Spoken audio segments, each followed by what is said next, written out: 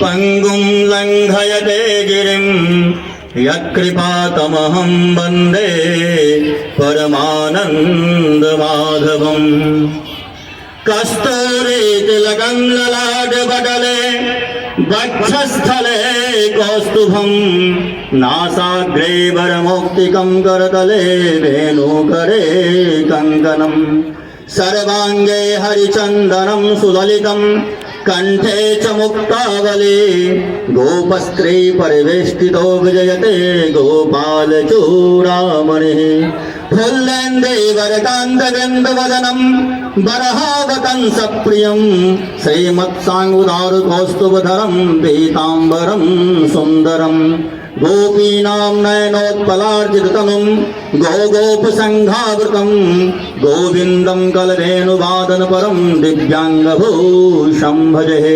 परम सम्माननीय आज के मुख्य अतिथिगण, यहाँ पर विराजमान सभी अधिकारीगण, प्यारे छात्रों, प्रिय इष्ट मित्रों, सभी यहाँ पर उपस्थित बंधु बांधव, गीता जयंती महोत्सव कुरुक्षेत्र से आरंभ होकर के आज पलवल की धरती पर पहुंच चुकी है। यह गीता का उपदेश भगवान श्री कृष्ण ने मार्गशीर्ष के शुक्ल पक्ष के एकादशी को कुरुक्षेत्र के मैदान में भगवान श्री कृष्ण अर्जुन को जो उपदेश के तौर पर वचन कहे थे, उसी का संकलन गीता के महाभारत के भीष्म पर्व में गीता है।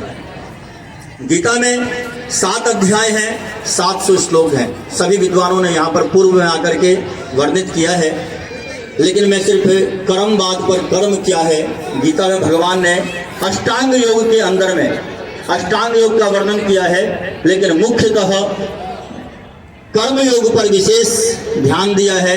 तो भगवान श्री कृष्ण कहते हैं अर्जुन से, हे अर्जुन, कर्मण्येवाधिकारस्ते मा फलेषु कदाचन मा कर्म फल हेतुर्भु माते संगस्तु कर्मणि। हे अर्जुन, तू कर्म कर।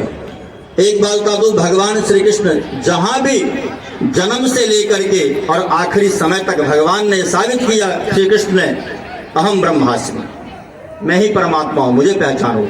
गीता आप लोग पढ़ते हैं, पढ़े भी होंगे और पढ़ भी रहे होंगे। गीता में पहला श्लोक है, धर्म क्षेत्रे कुरुक्षेत्रे संवेता युयुत्सवः मामका पांडवाश्चैव किं कुर्वत् संजय। यहाँ पर गीता में प्रथम श्लोक में जो अंतिम शब्द है अकुर्वत, अकुर्वत शब्द का संस्कृत में क्री धातु, लंग लकार और प्रथम पुरुष एक वचन का प्रयोग है। यहां पर इसका अर्थ होता है क्या किया। तो जब गीता लाइव है तो यहां पर क्या किया क्यों शब्द आया, तो मैं ये बताना चाहूंगा, महाभारत युद्ध के 10 दिन बीत चुके थे और 10 दिन बीतने के बाद जब धृतराष्ट्र अपने हस्तिनापुर में विराजमान थे,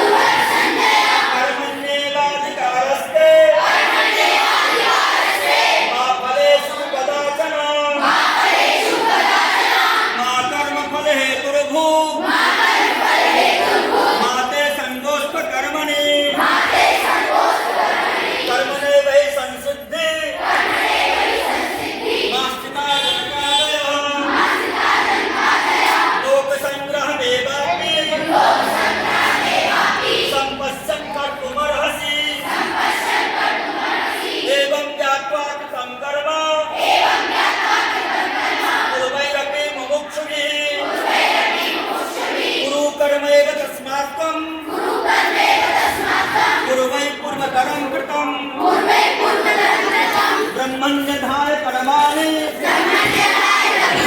संगम त्यक्त्वा करोतु यः नित्यतेन स पापेन पद्मपत्रमनाम्भसा आत्मोपन्नेन सर्वत्र समं पश्यति योऽर्जुनः सुखं पाहि वा दुःखं सः योगी परमो मतः मत्तः परतरं नान्यः किंचिदस्ति धनञ्जय मयि सर्वमिदं प्रोक्तं सूत्रे मणिगणा इव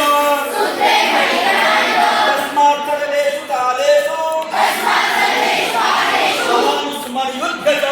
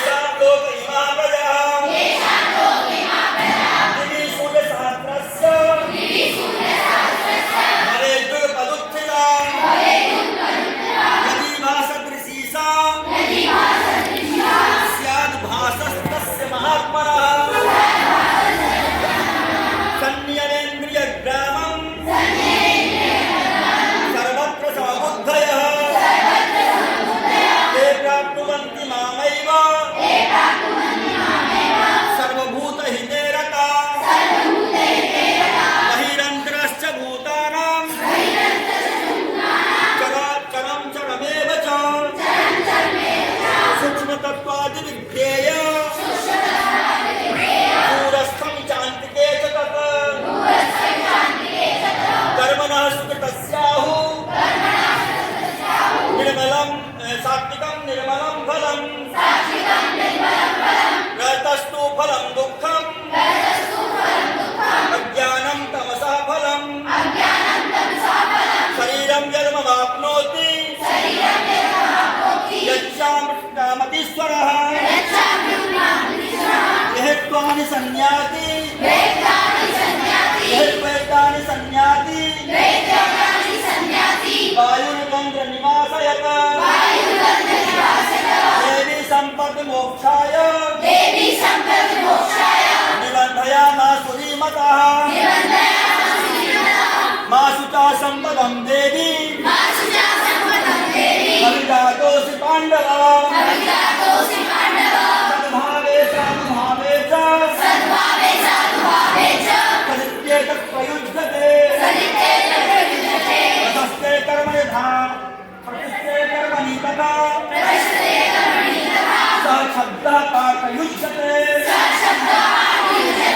यत्र योगेषु न कृष्णः यत्र पादो धनुर्धरः तत्र श्रीविजयोर्भूतिर् भवानीतिर्मतिर्मम